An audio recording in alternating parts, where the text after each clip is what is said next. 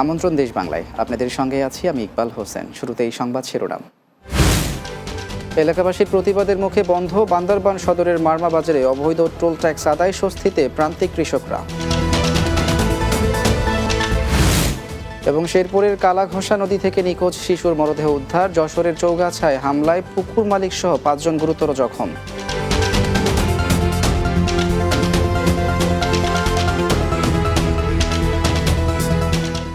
শুনছিলেন সংবাদ শিরোনাম, এবারে বিস্তারিত। বান্দরবান সদরের মারমা বাজারের এলাকাবাসীর প্রতিবাদের মুখে বন্ধ হয়েছে প্রায় 1.5 যুগ ধরে চলা অবৈধ টোল ট্যাক্স আদায়। আর এতে বান্দরবান শহরের মারমা বাজারে শাকসবজি ফলমূল বিক্রি করতে আসা প্রান্তিক কৃষকদের মাঝে ফিরেছে স্বস্তি। সম্প্রতি বাজার পরিদর্শন করে টোল না দিতে প্রচারণা চালান বান্দরবান পার্বত্য জেলা পরিষদ চেয়ারম্যান। বান্দরবান প্রতিনিধি ওসমান গনির পাঠানো প্রতিবেদন জানাচ্ছেন সুরাইয়া সীমা। বান্দরবান শহরের 100 বছরের পুরনো মারমা বাজার। সপ্তাহের রোববার ও বুধবার দূর দূরান্ত থেকে নিজেদের উৎপাদিত পাহাড়ি শাকসবজি ফলমূল বিক্রি করতে আসেন কৃষকরা। বিশেষ করে পাহাড়ি ঝিঝির মাছ, শামুক, কাঁকড়া সহ নানা সামগ্রী বিক্রি করেন নারী বিক্রেতারা। বাজার ফান্ডের আওতায় বাজার না হওয়ার সত্ত্বেও বিক্রেতাদের কাছ থেকে বিভিন্ন হারে টোল আদায় করতেন স্থানীয় ইজারাদাররা। আমাদের কাছে 70 টাকা করে 60 টাকা করে নিচে চাঁদাবাদ। মাল বেশি বলে 80 টাকা নেই, মাল কম বলে 50 টাকা নেই, 60 টাকা নেই, আমার 60 টাকা নিচে। সম্প্রতি মারমা বাজারটি পরিদর্শন করে কৃষকদের টোল ট্যাক্স না দেওয়ার পরামর্শ দেন জেলা পরিষদ চেয়ারম্যান। আজকে থেকে আপনারা এই পাহাড়ি বাজারের আপনারা পাহাড়িদের অধিকারটুকু অক্ষুণ্ণ রাখার জন্য আপনারা কোনো হাসিল দেবেন না কাউকে। অন্যায়ভাবে অত্যাচার করা হয়েছে, কোনো বৈধতা নাই এটার। তারা কোনো এখানকার হাসিল তারা কোনো সরকারি কোষাগারে বা বাজার ফান্ডে কোনো জমা দেয় না। পার্বত্য জেলা পরিষদ চেয়ারম্যান ইজারা বন্ধ করে দেয় মারমাপাড়া সুরক্ষা ও মনিটরিং কমিটির সভাপতি চেয়ারম্যানকে ধন্যবাদ জানান। একটা সুন্দর প্রক্রিয়ার মধ্যে আমরা যে বিষয়টা সমাপ্ত করতে পেরেছি, এই জন্য সুরক্ষা কমিটির পক্ষ থেকে চেয়ারম্যান মহোদয়কে অত্যন্তভাবে ধন্যবাদ জ্ঞাপন করতেছি। এই অবৈধ টোল আদায় বন্ধ হওয়াতে কৃষকদের খরচ কমবে, ক্রেতারাও সাশ্রয়ী দামে স্থানীয় শাকসবজি ফলমূল সহ কৃষিজাত পণ্য কিনতে পারবেন বলে আশা করছেন স্থানীয়রা। Desk report, Bangla TV. Chapainawabganj 2 আসনে কর্মসংস্থান ও শিক্ষা খাতে উন্নয়ন করতে চান বিশিষ্ট আইনজীবী ও বিএনপি নেতা ডক্টর শাহফুজ আলম অপু। নাচল উপজেলার ফতেপুর ও নিজামপুর ইউনিয়নের বিভিন্ন এলাকায় মতবিনিময় ও বিএনপির ভারপ্রাপ্ত চেয়ারম্যান তারেক রহমানের 31 দফা নিয়ে গণসংযোগে এই প্রতিশ্রুতি দেন তিনি। এ সময় অপু সুখী সমৃদ্ধ বাংলাদেশ বিনির্মাণে 31 দফার গুরুত্ব তুলে ধরে বিভিন্ন এলাকায় মতবিনিময় করেন।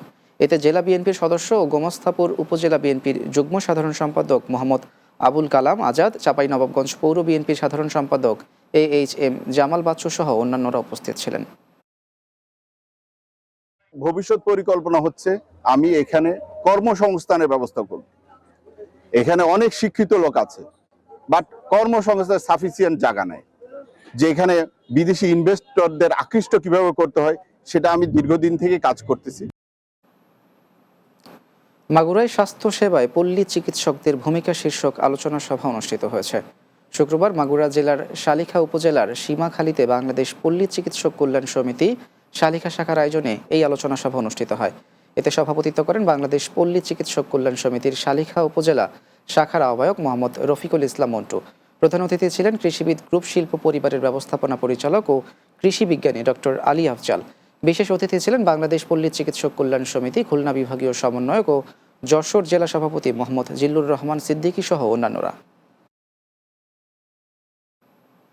নিখোঁজের 2 দিন পর শেরপুরের ঝিনাইগাতির গারো পাহাড়ের গান্ধীগাঁওয়ের কালাঘোষা নদী থেকে ইলিয়াস নামে এক শিশুর মরদেহ উদ্ধার করেছে পুলিশ। শুক্রবার ঝিনাইগাতি উপজেলার গারো পাহাড়ের গান্ধীগাঁও কালিস্থান থেকে মরদেহটি উদ্ধার করা হয়। এ ঘটনায় নাজমুল নামে এক মুরগি খামারিকে আটক করেছে পুলিশ। নিহত ইলিয়াস মিয়া গান্ধীগাঁও কালুগাজীর ছেলে ও স্থানীয় ব্রাক স্কুলের 3য় শ্রেণীর শিক্ষার্থী। ঝিনাইগাতি থানার ওসি মোহাম্মদ আল আমিন বলেন, শিশুর ইলিয়াসের মরদেহ উদ্ধার করে ময়নাতদন্তের জন্য শেরপুর জেলা সদর হাসপাতালে পাঠানো হয়েছে। ময়নাতদন্তের রিপোর্ট পেলে মৃত্যুর প্রকৃত কারণ জানা যাবে। যশোরের চৌগাছায় পুকুরে পানি দেয়াকে কেন্দ্র করে পুকুর মালিক মোহাম্মদ আশরাফুল সহ 5 জনকে কুপিয়ে গুরুতর জখম করার অভিযোগ উঠেছে প্রতিপক্ষের বিরুদ্ধে। উপজেলার স্বরূপদা ইউনিয়নের নাওদাপাড়া গ্রামে এ ঘটনা ঘটে। দফায় দফায় প্রকাশ্যে এমন হামলার ঘটনায় এলাকায় ভীতিকর পরিবেশের সৃষ্টি হয়েছে। আহতদের যশোর জেনারেল হাসপাতালে ভর্তি করা হয়েছে। আহত 4 জনেরই মাথা ও ঘাড়ে গুরুতর জখম হওয়ায় তাদেরকে ক্যাজুয়ালিটি বিভাগের সার্জারি ওয়ার্ডে চিকিৎসা দেওয়া হচ্ছে। এই ঘটনায় এলাকায় থমথমে পরিবেশ বিরাজ করছে। প্রশাসনের পক্ষ থেকে এলাকায় নিরাপত্তা ব্যবস্থা জোরদার ও অভিযুক্তদের আটকে পুলিশি অভিযান চলছে। মারার পরে আমরা তাদেরকে নিয়ে এখন চলে আসি যশোর হাসপাতালে। দিয়ে আগে আমাদের আঘাত করে আমি পড়ে যাই, তারপরে ওদের পেছনে পরে মেরেছে, আমি আর করতে পারিনি। শার্প ইনজুরি ছিল সবারই, আর একজনের হচ্ছে আপনার শোল্ডারে হচ্ছে ইনজুরি, 3 জনের হচ্ছে হেড ইনজুরি। সংবাদ পাই স্থানীয় লোকজনের মাধ্যমে, তো আমি আমার জরুরি টিম আছে তাকে ওখানে প্রেরণ করি। পাশাপাশি আমি এবং আমার তদন্ত সাপোর্ট যাই এবং ঘটনাস্থল আমি সরেজমিনে পরিদর্শন করি। অভিযোগ পেলে আমরা এই বিষয়ে আইনগত ব্যবস্থা নেব। দেশ বাংলায় নিচ্ছে ছোট্ট একটা বিরতির পর অন্যান্য সংবাদের সঙ্গে আরও যা থাকছে। ঝিনাইদহে আমনের ভরা মৌসুমে ধান খেতে মাজরা পোকার ব্যাপক আক্রমণ, কীটনাশক স্প্রে সার দিয়েও সুফল পাচ্ছেন না কৃষকরা।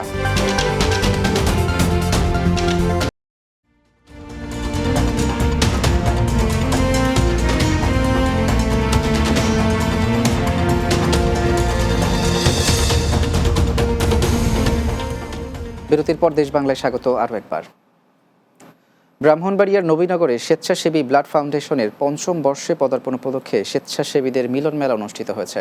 শুক্রবার সরকারি কলেজ মিলনায়তনে দিনব্যাপী অনুষ্ঠানে রক্তদান কর্মসূচি ও আলোচনা সভার আয়োজন করা হয়। কুমিল্লা মেডিকেল কলেজ হাসপাতালের cardiology consultant doctor Mohammad Touhidur Rahman হামিমের সভাপতিত্বে কবি ও আবৃত্তি শিল্পী প্রান্তিক হোসাইনের সঞ্চালনায় বিশেষ অতিথি ছিলেন সংগঠনের প্রতিষ্ঠাতা ইঞ্জিনিয়ার আজহারুল ইসলাম। এ সময় সরকারি কলেজের সহকারী অধ্যাপক ও ফাউন্ডেশনের উপদেষ্টা মোহাম্মদ সৈয়দ হোসেন, নবীনগর প্রেস ক্লাবের সভাপতি মোহাম্মদ হোসেন শান্তি, উপজেলা স্বাস্থ্য কমপ্লেক্সের gynae consultant doctor Syed Delwar Hossain, top energy sourcing লিমিটেডের কান্ট্রি ম্যানেজার ও ফাউন্ডেশনের উপদেষ্টা সাইফুল ইসলাম নাদিম সহ অন্যান্যরা উপস্থিত ছিলেন। লক্ষ্মীপুরে মানুষের সুস্বাস্থ্যের জন্য ফলিত পুষ্টি শীর্ষক সেমিনার অনুষ্ঠিত হয়েছে। জেলা কৃষি সম্প্রসারণ অধিদপ্তরের উপপরিচালকের কার্যালয়ের মিলনায়তনে এই সেমিনার অনুষ্ঠিত হয়। লক্ষ্মীপুর কৃষি সম্প্রসারণ অধিদপ্তরের উপপরিচালক কৃষিবিদ জহির আহমেদের সভাপতিত্বে সেমিনারে মূল প্রবন্ধ উপস্থাপন করেন বার্টনের নোয়াখালীর ঊর্ধ্বতন বৈজ্ঞানিক কর্মকর্তা ডক্টর মোহাম্মদ নূর আলম সিদ্দিকী। সদর উপজেলা কৃষি কর্মকর্তা হাসান ইমাম সেমিনারের সঞ্চালনা করেন। ঝিনাইদহে আমনের ভরা মৌসুমে ধান খেতে ব্যাপক হারে মাজরা পোকার আক্রমণ কৃষকদের দুশ্চিন্তায় ফেলেছে। কীটনাশক স্প্রে সার প্রয়োগ করেও কোনো সুফল পাচ্ছেন না তারা। পোকার আক্রমণ থেকে রক্ষা পেতে মাঠ কর্মীরা চাষিদের পরামর্শ দিচ্ছেন। ঝিনাইদহ জেলা প্রতিনিধি গিয়াসউদ্দিন সেতুর প্রতিবেদন, জানাচ্ছেন হাসান মাহমুদ। ঝিনাইদহে মাঠে মাঠে সবুজ ধান গাছের সমারোহ, কিন্তু সেই সবুজ ধানে শুরু হয়েছে মাজরা পোকার আক্রমণ। ফলে সদর উপজেলার কৃষকেরা ধান নিয়ে বিপাকে পড়েছেন। কৃষকরা বলছেন 3 থেকে 4 বার করে কীটনাশক দিয়েও কাজ হচ্ছে না। ফলে উৎপাদন ব্যাহত হওয়ার আশঙ্কায় দিশেহারা হয়ে পড়েছেন তারা। মাজরা পোকা ধান তো মাঠে ছিল না, একদম সব খাইয়ে একদম শেষ করে ফেলেছে, কোনো ওষুধই কাজ করছে না। তাই এবার যে পোকায় শেষ করে ফেললো ধান, তাতে এরম পোকা লাগলে তো ধান হবে না। এদিকে কৃষি অফিস বলছে পোকার আক্রমণের ব্যাপারে মাঠ পর্যায়ে কাজ করা হচ্ছে, তবে এবছর বর্ষা বেশি হওয়ায় পোকার উপদ্রব একটু বেশি। মাজরা পোকা যে ফেরোমন ফাঁদ, এটা আমরা ব্যবহার করার জন্য কৃষকদের পরামর্শ দিচ্ছি। তাহলে কীটনাশক ছাড়াই মাজরা পোকা দমন করা সম্ভব হবে। সাথে সাথে যদি জমিতে একটু ডাল পুঁতে দেওয়া হয়, তাহলে পাতা মোড়ানো পোকা সহ ওই মাজরা পোকার যে কীড়া, এটা দমন করা সম্ভব হবে। কৃষি বিভাগের দেওয়া তথ্য মতে চলতি বছর সদর উপজেলায় 25,245 হেক্টর জমিতে রোপা আমনের চাষ হয়েছে। Desk report, Bangla TV.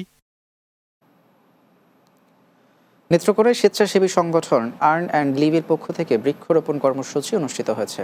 সদর উপজেলার ঢুলিগাতি সরকারি প্রাথমিক বিদ্যালয়ে এই বৃক্ষরোপণ কর্মসূচি অনুষ্ঠিত হয়। ময়মনসিংহ বিভাগীয় কমিটির সাধারণ সম্পাদক আনোয়ার হোসেনের সভাপতিত্বে এতে প্রধান অতিথি ছিলেন ময়মনসিংহ বিভাগীয় ব্যুরো প্রধান ইকবাল হাসান। এ সময় আর্ন অ্যান্ড লিভের ময়মনসিংহ বিভাগীয় কমিটির সহসভাপতি কামরুজ্জামান, ময়মনসিংহ বিভাগীয় কমিটির যুগ্ম সাধারণ সম্পাদক মিজানুর রহমান ইমন সহ অন্যান্যরা উপস্থিত ছিলেন।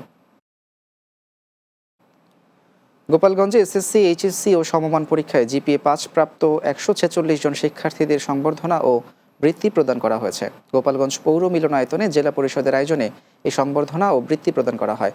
গোপালগঞ্জ জেলা পরিষদের নির্বাহী কর্মকর্তা অমিত দেবনাথের সভাপতিত্বে এতে প্রধান অতিথি ছিলেন জেলা প্রশাসক মোহাম্মদ কামরুজ্জামান।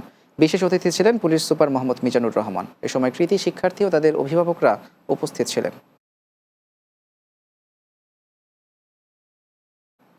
শেষ করছি দেশ বাংলা, তবে যাবার আগে সংবাদ শিরোনামগুলো জানিয়ে দিয়েছি আরও একবার। এলাকাবাসীর প্রতিবাদের মুখে বন্ধ বান্দরবান সদরের মারমা বাজারে অবৈধ টোল ট্যাক্স আদায়, স্বস্তিতে প্রান্তিক কৃষকরা। শেরপুরের কালাঘোষা নদী থেকে নিখোঁজ শিশুর মরদেহ উদ্ধার, যশোরের চৌগাছায় হামলায় পুকুর মালিক সহ 5 জন গুরুতর জখম।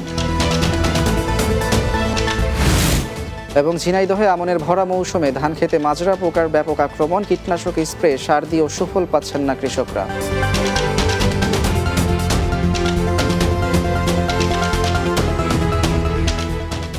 এই ছিল দেশ বাংলায়। আমাদের পরবর্তী সংবাদ বিকেল 4টা 30 মিনিটে দিনের বাংলা দেখার আমন্ত্রণ রইল। এতক্ষণ সঙ্গে থাকার জন্য ধন্যবাদ সবাইকে।